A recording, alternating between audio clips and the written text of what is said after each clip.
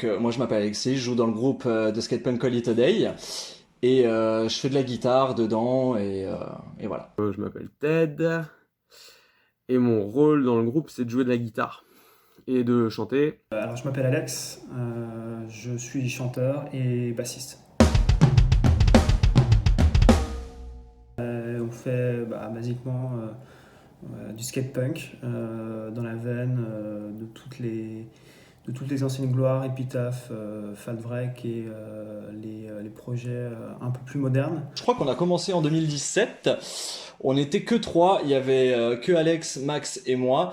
On avait essayé d'autres guitaristes, potes à nous, malheureusement ça l'a pas fait, mais heureusement on est tombé sur Ted. Voilà, moi j'ai rejoint le groupe, il existait déjà et parce que un peu le dénominateur commun, le dénominateur commun des gens du groupe c'était Belvedere, qui est un groupe de punk que j'adore, et donc quand j'ai entendu ça, je sais plus si j'aurais écrit pour jouer avec eux ou si c'est eux qui m'ont écrit, mais en tout cas voilà, peu importe, c'était magnifique et je suis très heureux de pouvoir enfin faire ce style de musique que j'adore tellement. Mélodique, rapide, la base. J'ai découvert ça avec un CD 2 titres. CD 2 titres de The Offspring, c'était Pretty Fly for a White Guy. C'était Fanny, si tu me regardes, merci. Ma copine de l'époque m'avait offert un CD où il y avait Punk in Rubilic et So Long and Thanks for the Shoes, donc de NoFX. Tout ça sur le même CD. Et donc j'ai découvert NoFX comme ça. J'écoutais déjà vachement The Offspring. J'ai d'ailleurs même un truc trop bien. Je suis tellement fier. Et ensuite, j'ai eu pour Noël Take Off Your Pants and Jacket de Blink 182. Et alors là, c'était du coup j'écoute plus que ça quoi. Donc ça remonte à il y a, je sais pas, je devais être CM2, truc comme ça quoi. Wesh, j'ai découvert le punk rock avec ça. Ça, c'est la vraie réponse. J'étais fan de All I Want et j'ai acheté le CD 2 titres que j'ai gardé depuis tout ce temps-là. C'est pas magnifique ça? Ça remonte comme 90% des gars de ma génération à Americana d'Offspring, Pretty Fly for a White Guy, qui tournait en boucle à la radio. Voilà. Premier truc qui nous plaît avec mes amis de l'époque, mes potes. J'ai un de mes meilleurs amis qui connaissait déjà un petit peu NoFX, qui me fait découvrir NoFX. Et à côté de ça, on a eu deux vecteurs de développement un petit peu dans mon coin. Alors, c'était vraiment les débuts d'Internet, hein, donc on a commencé à découvrir tous ces groupes-là. Alors déjà, il y avait les CD à la FNAC qu'on achetait au pif, ou parce qu'on avait vu un clip sur MTV ou sur MCM. Moi, je me souviens d'avoir vu des clips de Pennywise, Bad Religion, etc. dans un spécial punk californien sur MCM.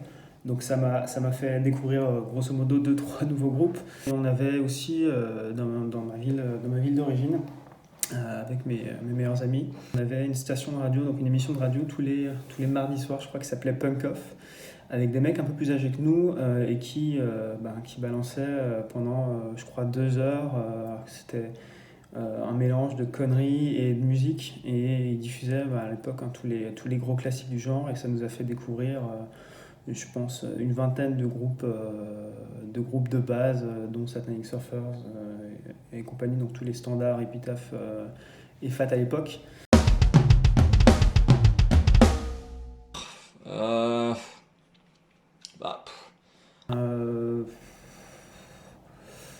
Euh, For You Safety parce que c'est moi qui l'ai écrite. Voilà. Gros bâtard. En même temps, on a 3 chansons. Donc...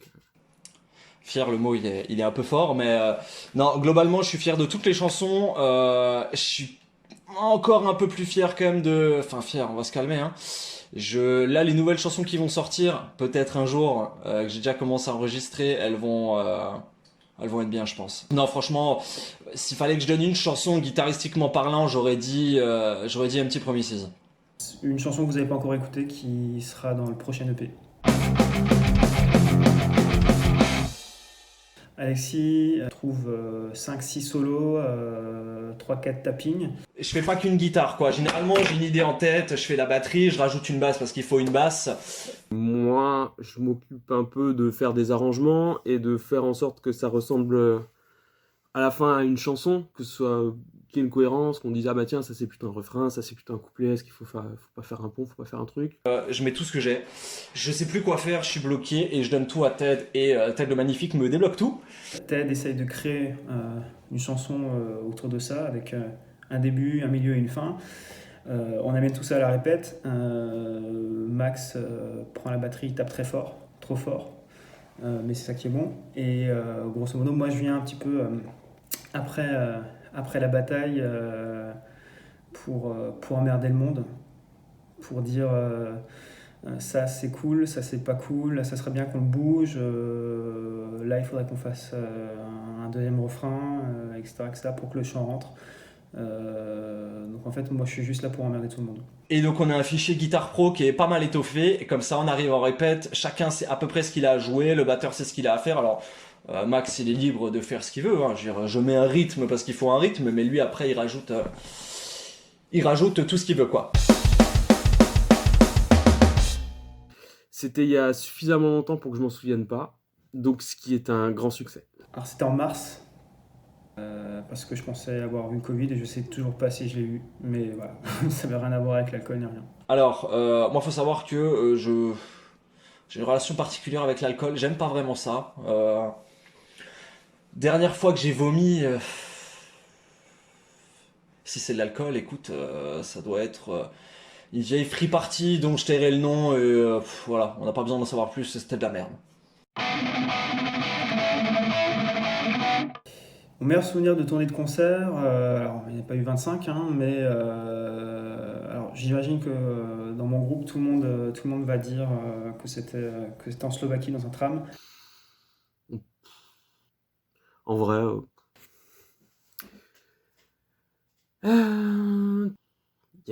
non, je sais pas. Tu mettras pas ma réponse parce qu'il y a rien de fifou. Le meilleur souvenir, c'était jouer dans un tram à Bratislava.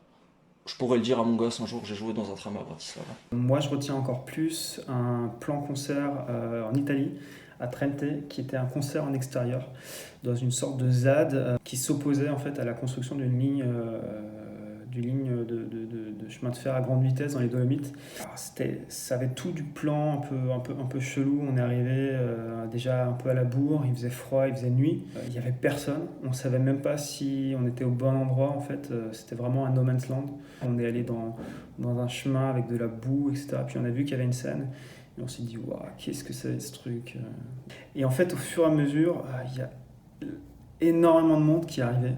Mais vraiment énormément de monde, c'était une super soirée, grosse ambiance, vraiment beaucoup de monde, beaucoup de groupes, ça a terminé super tard et je pense que c'était, si ce n'est l'un des meilleurs, mais voire le meilleur concert de la tournée. Alors.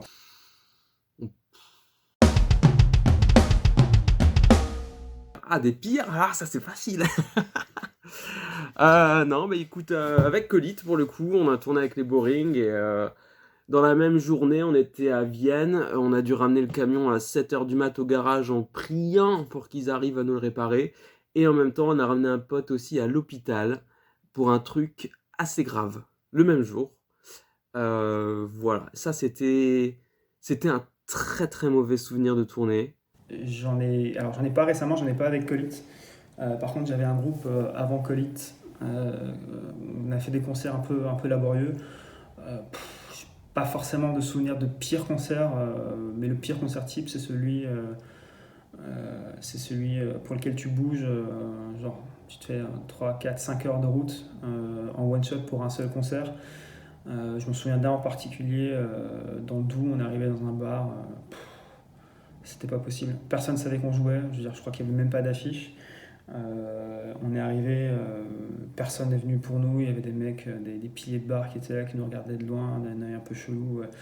C'était pas des plans énormes, maintenant ça fait partie du jeu quoi. Et on avait joué en République tchèque, il n'y avait pas grand monde, alors ouais, voilà, pire souvenir de concert, voilà, c'est jouer quand il y a plus de monde sur scène que dans le public.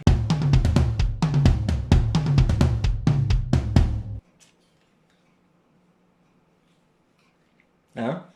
Un jour. C'est pour le monde d'après. Mais il va arriver. Non, cette EP, c'est un running gag, mais il va sortir. Question simple, réponse difficile, hein, puisque Ça fait tout 2020 qu'on essaie d'enregistrer des chansons, mais qu'on n'y arrive pas parce que à cause du Covid, voilà. Les deux, clairement. Moi, j'adore le studio. Je trouve que c'est des moments un peu hors du temps. Alors quand on parle studio, ça dépend. Est-ce qu'on s'enferme dans un studio ou est-ce qu'on est en mode on s'enregistre chacun chez l'un des membres, etc. Donc il y a le mode vraiment fonctionnement studio pro ou un peu moins pro, mais quel que soit le mode d'enregistrement, moi j'adore le studio parce que c'est un moment où on va vraiment au fond des choses, où on essaye de tirer le meilleur de nous-mêmes. Voilà, on sait qu'on va sortir un truc qu'on va faire écouter aux gens, qu'on va écouter nous, qu'on va garder longtemps. Donc moi c'est vraiment un truc que j'adore. Et j'aime autant le live. Enfin, c'est pas que j'aime autant ou plus, c'est que forcément le live c'est l'essence même de ce qu'on fait. Donc j'arriverai pas à dire que je préfère le live ou le studio, c'est deux expériences différentes qui sont des passages obligatoires quand tu as un groupe. Et puis bah, forcément le live, c'est la raison pour laquelle on joue à la base. Donc j'aurais tendance à dire le live, mais j'aime beaucoup le studio aussi. Je déteste le studio, donc comme ça c'est réglé. J'adore le live parce que, bon, comme tout le monde en fait, je pense, hein, c'est cool de jouer ses chansons, on se prend pas la tête, on fait un peu nimp, on rigole beaucoup, beaucoup, beaucoup, et j'aime bien rigoler. Live. Studio, faut savoir que c'est une plaie. T'es bien content, une fois que t'as tout fait, écoute, t'es lavé. T'es content d'avoir tout fini. Je passe pas spécialement un bon moment, même si maintenant je suis préparé, hein, je sais que je vais en chier, mais vu qu'on a un degré d'exigence quand même assez haut, par exemple Ted, il était juste là. Quand on a enregistré, c'était mieux pour cette EP là, mais pour l'ancienne EP, il m'a jamais dit c'était bien. C'était toujours ouais, recommence, genre là t'as un peu ripé, recommence, voilà. En gros, chaque prise qu'on a faite, là au moins je suis sûr elle est parfaite parce qu'il m'a tellement fait chier. Et quand tu vois comme ça à la fin, tu dis merci de m'avoir embêté quoi. Mais non, je préfère 100 fois le live. Tourner, je vais en faire.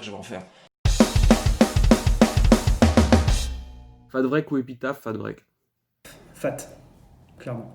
Franchement, je m'en branle un peu de qui sort quoi, mais et puis Vrek.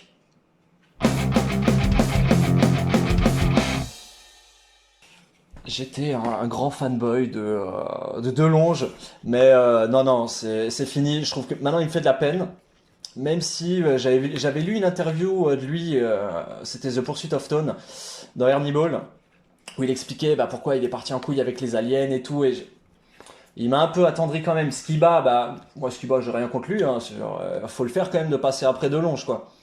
Et ouais, mais non, si je devais choisir, c'est Delonge, mais là, c'est fini, je suis plus fan, quoi. Franchement, j'aime bien les deux. J'aime bien les deux. Je dirais Delonge jusqu'en 2001.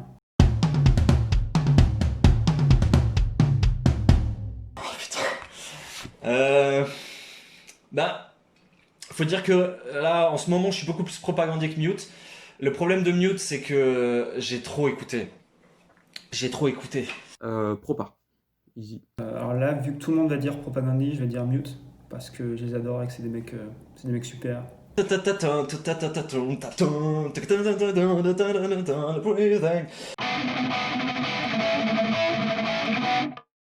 Come Out and Play d'Offspring.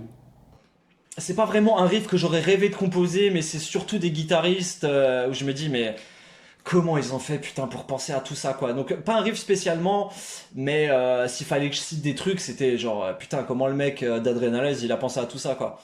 Le premier truc qui me vient en tête, c'est Second Column de Belvedere. Ouais, voilà, en fait si. Ulysse de Strung Out du nouvel album. Voilà, s'il fallait que j'en choisisse une. Mais la première fois que j'ai entendu ça, mec. Combien de fois t'as baisé aujourd'hui? Aucune. Et comme ça, j'ai pas besoin d'y répondre. Le dernier CD que j'ai acheté. C'est Enemy Alliance, le groupe de Rodrigo de Satanic Surfers.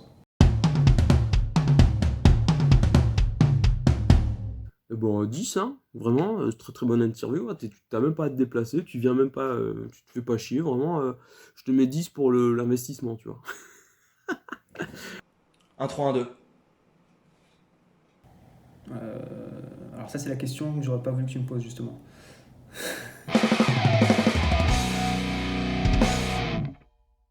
J'ai fait un concert un soir et il y avait des gens qui étaient...